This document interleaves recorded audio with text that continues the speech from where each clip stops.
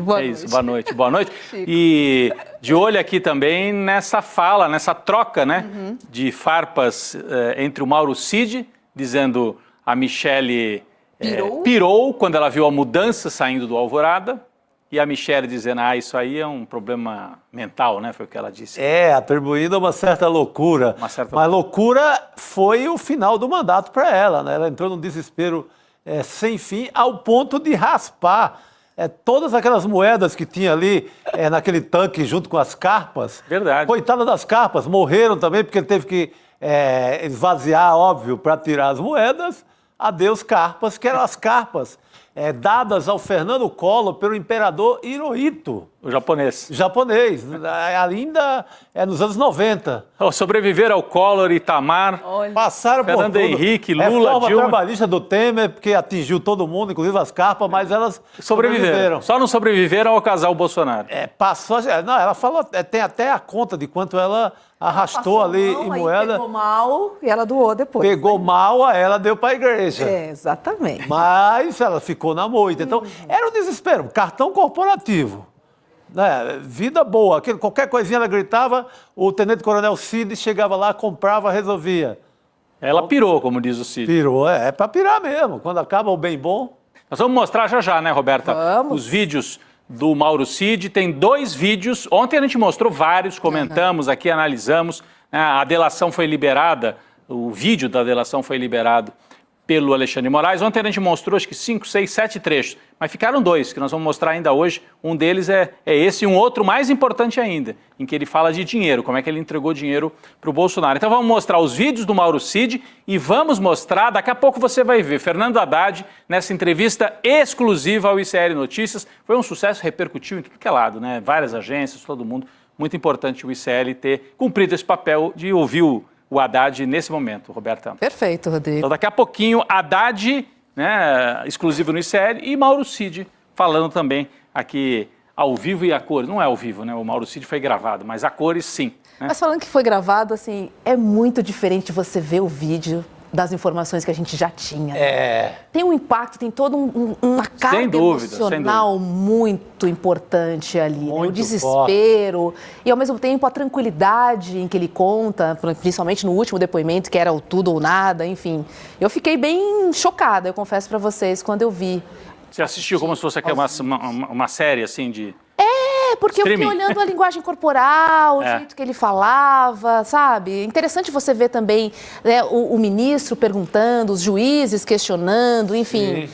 Porque cai muito do que ele tinha falado, né? Fui levado, ele já tinha uma história pronta, ele só queria ouvir o que lhe interessaria. Então a gente acaba entendendo que, de fato, não foi bem assim, né, Roberto, e tira um pouco aquele ar que o bolsonarismo tentava jogar para o país inteiro de que agiu ali sob tortura. Tem momentos que é mais dramático e tal, porque ele viu o quanto ele perdeu na vida, mas hora nenhuma tem pau de arara, hora nenhuma tem técnica do coronel Brilhante Ustra ali. De maneira alguma. É isso aí. É uma importante diferença. Olha, ontem já chamei a atenção para esse fato e hoje vou começar por aí de novo, Roberta. Antes dos vídeos do Mauro Cid, antes do Haddad falando aqui, da nossa análise sobre isso tudo, impressionante, né? Como que uma parte da imprensa brasileira, da chamada grande imprensa, que já não é tão grande assim, mas a Folha de São Paulo especialmente, segue numa parceria com a defesa do Jair Bolsonaro.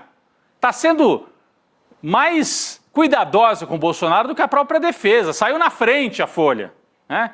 Antigamente dizia de rabo preso com o leitor, é de rabo preso com o Bolsonaro. Folha, de rabo preso com o Jair Bolsonaro, é o que a gente conclui lendo. A matéria de ontem, eu já tinha mostrado aqui, a Folha colocou 4 jornalistas para levantar fragilidades na denúncia do procurador. E aí eu fiquei esperando, na matéria de ontem, cadê os juristas? Vai ter algum jurista falando. Não, era uma tese do jornal. Tá? Aí hoje, Roberta, dobraram a aposta, vieram de novo. Fragilidade, não está bem embasado, etc, etc. Vamos ver a manchete aqui? Porque a Folha é uma velha parceira da extrema-direita, mas vamos ver aqui, ó. Essa é a de hoje. Né? PGR omitiu falas de Mauro Cid que contrastam com denúncia contra Bolsonaro. De novo, na época da Lava Jato, eles não fizeram nada disso. Na época da Lava Jato, eles foram ao contrário. Pegaram como se fosse verdade absoluta o que estava ali, e ficaram divulgando 24 horas por dia. Agora, em vez de explicar o que está na denúncia, que seria o primeiro passo que nós estamos fazendo aqui, vamos dizer explicar o que está na denúncia? Não. Antes de explicar, a gente já disse que omitiu, gera dúvida, levanta dúvida. É impressionante. A Folha que ontem nós mostramos, na época da ditadura, tinha uma aliança com a extrema-direita, Roberta. Foi acusada, tem, enfim, estudos acadêmicos sobre isso, está em livros. A Folha emprestava carros de entregar jornal para a turma do DOI-CODE, da Operação Bandeirante, dos torturadores. Está até a matéria aqui, ó. Por causa disso, os militantes de esquerda chegaram a queimar carros da Folha, em protesto por ela emprestar os seus carros. Não era simplesmente para o regime militar, era emprestar para a turma da tortura, para a turma do brilhante Ustra.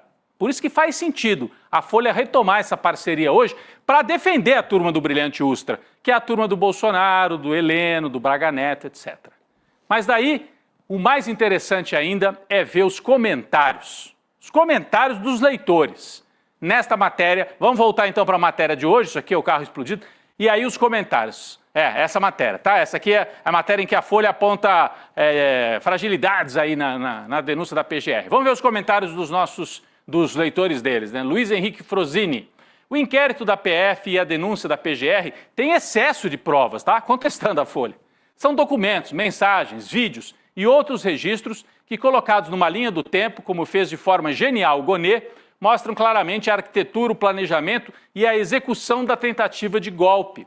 Ao negar este trabalho, a Folha de São Paulo compactua com os fascistas da extrema-direita por interesses próprios e não do povo brasileiro. Vergonha para o jornalismo, vergonha para o Brasil, disse o Luiz Henrique Frosini, que eu não sei quem é um leitor, escreve muito bem, inclusive, né? Deu uma espinafrada aí. Ele resumiu, fez perfeito. Né? Resumiu o que aconteceu. Porque a Folha está contestando a delação, só que a delação é um pedaço, Roberta. Todos os juristas já explicaram isso. Vamos ver, tem outros leitores aqui explicando para os jornalistas da Folha essa história. Tiago Ferreira, tivesse a Folha lido a denúncia contra Lula e a sentença porca do Moro, aí sim teria achado incongruências nas falas dos delatores e das provas, que nunca foram apresentadas. Já no caso de Bolsonaro, as evidências e provas são enormes, e a fala do delator aqui apenas serve para corroborar as provas achadas. É isso. Tem uma linha do tempo, não é só a delação, tem uma linha do tempo, tem agenda do Heleno, tem minuta do golpe. A sustentação sem a delação de Mauro Cid. Sim, segurava se quiser tirar a delação, continua de pé a denúncia. Até porque é um relato que começa lá no ovo da serpente, lá ainda 2019, pula para 2021, com todas as evidências, os eventos, as reuniões, os vídeos. E a delação, ela só dá um grau a mais ali na parada. É o que diz, aliás, de novo, o leitor resume muito bem, né? A fala do delator aqui apenas serve para corroborar, para reforçar as provas achadas. As provas são, é isso aqui que o Chico falou, reunião no Palácio, reunião com o embaixador para desacreditar o sistema eleitoral, a agenda do general Heleno. Quem estava na reunião, que horas a reunião. Exato. A reunião. Troca de mensagens entre os militares que estavam em campo operando um cerco ao Alexandre de Moraes. Isso tudo, gente, não é o delator que trouxe. São provas que a Polícia Federal recolheu durante meses de trabalho. Vamos para mais um comentário dos leitores aqui, estranhando essa parceria, a retomada da parceria da Folha com a turma do Ustra. Ricardo Cândido de Araújo, tivesse agido assim na Lava Jato, né, Folha? Mas não, naquela ocasião preferiu aceitar tudo como se verdade fosse. A Folha tem lado, não é imparcial. O que diz disso, aliás, né? Senhora crítica de cinema ou senhora ombudsman, né? Pedindo para a ombudsman se manifestar sobre isso. Vamos ver. Mais um comentário aqui de leitor, os leitores indignados, viu? O que mais tinha era comentário de leitor indignado. Cláudio Ari Pinheiro de Melo. Aqui parece uma aula de direito, Roberto. Eu vou ler com cuidado, é um pouquinho grande, mas é interessante. Uma denúncia criminal é um texto acusatório. Tem que explicar isso para o jornalista. O membro do Ministério Público expõe nela os fatos que o convenceram que o acusado deve ser condenado pelo crime imputado. Não é uma reportagem jornalística ou uma análise acadêmica das provas. Cabe à defesa, a seu tempo, ressaltar os fatos favoráveis à absolvição, inclusive as contradições da prova. Então a reportagem ou é resultado de ignorância ou de má fé do jornalista, do editor ou do jornal. Certamente é uma tese que veio de cima para baixo, porque é o segundo dia, assim, vamos questionar, vamos questionar. É isso que está colocado ali dentro da redação da Folha, atacar a denúncia, em vez de atacar os que deram o golpe de Estado. Impressionante. Mais um comentário, acho que para a gente fechar aqui, acho que é o último, Michel Abreu, né? Será que o Ranier é o repórter que assina a matéria de hoje, será que o Ranier consultou algum jurista para embasar o seu espanto sobre o fato da denúncia não trazer todos os fatos relatados pela Polícia Federal? Porque ele diz isso também. Nem tudo que a Polícia Federal falou está na denúncia. O promotor do caso, né, que é o Procurador-Geral da República, ele pode escolher. Pode. Isso é o beabá. Impressionante isso. Aliás, não tem nenhum jurista citado nas duas matérias. É uma tese do jornal, de cima a baixo.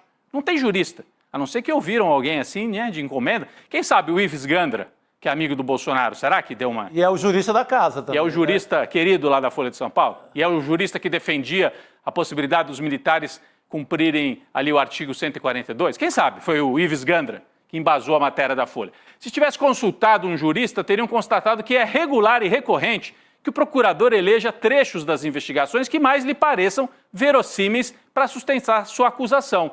Confusão no entendimento ou dúvida genuína sobre a responsabilidade do ex-presidente na trama golpista?